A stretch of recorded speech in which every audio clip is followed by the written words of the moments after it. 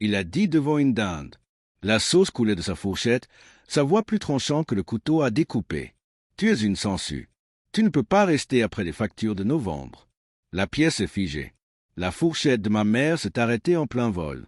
Mon frère s'est éclairci la gorge, faisant semblant de ne pas entendre.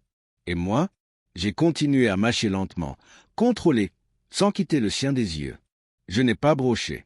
Je n'ai pas discuté. Parce qu'à cet instant, je savais quelque chose qu'il ignorait. J'en avais déjà fini d'avoir besoin de lui. Mon père n'a pas toujours été cruel. Quand j'étais plus jeune, c'était une figure imposante, stable, fière, l'homme qui réparait les vélos, qui m'apprenait à faire du vélo, qui jurait que la famille passait avant tout. Mais quelque part entre son second divorce et son nouveau prêt immobilier, son cœur s'est figé. Il mesurait l'amour en dollars, la loyauté en utilité. Il ne m'a jamais traité de paresseux quand j'avais 10 ans, travaillant à ses côtés dans le garage. Il ne m'a jamais traité de sangsue quand je faisais des doubles journées à la fac juste pour rester à flot. Mais maintenant que j'étais revenu vivre quelques mois après avoir perdu mon emploi, j'étais soudain devenu un poids mort, un fardeau, une honte qu'il devait gratter de sa chaussure. Les signes s'accumulaient depuis des semaines. Il oubliait de me prévenir de la date d'échéance des factures, cachait les lettres du propriétaire jusqu'à la dernière minute, marmonnait assez fort pour que je l'entende, me traitant d'adulte, se comportant comme un enfant. Mais ces déclarations de Thanksgiving n'étaient pas un accident. C'était une exécution publique. Il voulait un public. Il voulait que la famille acquiesce, me regarde brûler à sa table. Et peut-être que les autres pensaient que j'allais craquer. Peut-être s'attendait-il à ce que je parte en trombe. Mais j'ai ravalé ma rage comme du poison. Silencieuse, immobile, déjà en train de planifier. Voyez-vous, je connaissais la vérité. Toutes les factures de cette maison étaient à mon nom.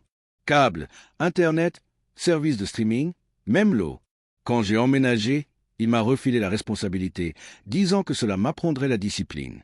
Il avait ricané devant la paperasse, fait un geste de la main, m'avait exhorté à me rendre utile. Alors qu'il pensait me libérer, il ne réalisait pas qu'il était lié à mon nom. Chaque ampoule, chaque chasse d'eau, chaque chaîne qu'il zappait, tout cela me traversait. Lorsqu'il m'a traité de sangsue, j'ai souri intérieurement, car il venait de me donner l'excuse parfaite. Ce soir-là, après avoir gratté la vaisselle et vidé les bouteilles de vin, je suis monté. Ma valise était déjà à moitié pleine, vêtements, documents scellés dans des dossiers. J'avançais silencieusement, méthodiquement, comme si j'avais répété ce moment 1000 fois. Un par un, je me connectais au compte. Résilier le service. Annuler l'abonnement. Suspendre l'eau. Couper l'électricité.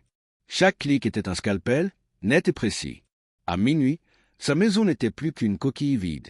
J'ai laissé les clés sur le comptoir, mes sacs près de la porte. Pas d'au revoir, pas d'explication, que le silence.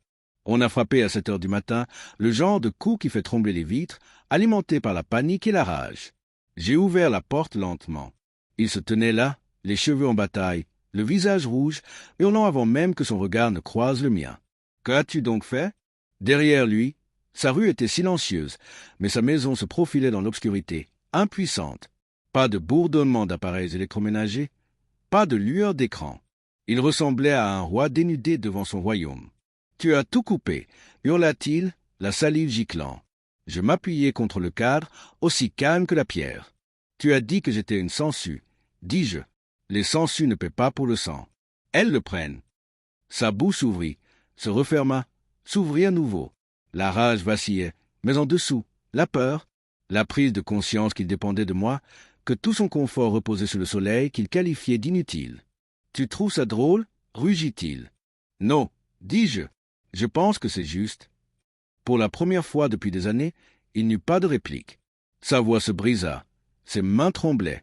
Il paraissait plus petit, plus vieux, comme si l'homme que j'admirais autrefois s'était évaporé, ne laissant derrière lui que cette coquille fragile. Je le laissai mijoter dans le silence, sa colère se répercutant dans le néant. Puis je refermai la porte lentement, délibérément. Le verrou claqua comme une ponctuation à la fin d'une phrase que j'écrivais depuis des mois.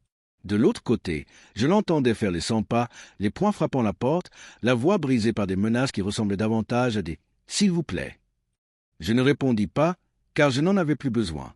Ce matin-là, j'ai porté mes bagages jusqu'à ma voiture. Je ne me suis pas retourné. Sa maison, sa forteresse, s'effondrait déjà, et je ne l'ai pas détruite. Je me suis simplement éloigné, je lui ai laissé ressentir le vide qu'il avait créé. Il pensait que me couper les ponts était un pouvoir.